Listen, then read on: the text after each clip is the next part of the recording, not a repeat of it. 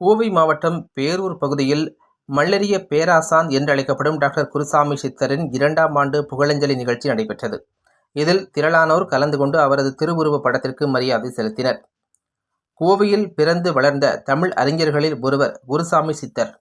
தேவநேய பாவாணரை குருவாக கொண்ட இவர் சேர, சோழ, பாண்டியர்களின் வரலாறு, நீர் மேலாண்மை, சங்க இலக்கியம் மற்றும் மருத பாடல்கள் குறித்து பல்வேறு ஆராய்ச்சி நூல்களை எழுதியுள்ளார். இவர் கடந்த 2 ஆண்டுகளுக்கு முன்பு வயது மூப்பு காரணமாக உயிரிழந்தார். மல்லரிய பேராசார் என்றழைக்கப்படும் டாக்டர் குருசாமி சித்தரின் 2ஆம் ஆண்டு நினைவஞ்சலி நிகழ்ச்சி கோவை பேரூர் பகுதியில் உள்ள தனியார் அரங்கில் நடைபெற்றது. இந்த நிகழ்ச்சிக்கு இந்திரன் இதழ் ஆசிரியர் உலகநாதன் தலைமை தாங்கினார். ராஜ தேவேந்திர சுவாமிகள் இந்திராஞ்சலி செலுத்தினார். அன்னபூரணி குருசாமி சித்தர் வரவேற்புரை வழங்கினார். தொடர்ந்து அனைத்து பொதுமக்களுக்கும் இணைந்து டாக்டர் குருசாமி சித்தர் திரு உருவப்படத்திற்கு மலர் தூவி மரியாதை செலுத்தினர். தொடர்ந்து குருசாமி சித்தர் குறித்து விழிப்புணர்வை ஏற்படுத்தி அவரது நினைவுகளை எடுத்துக் கூறினர்.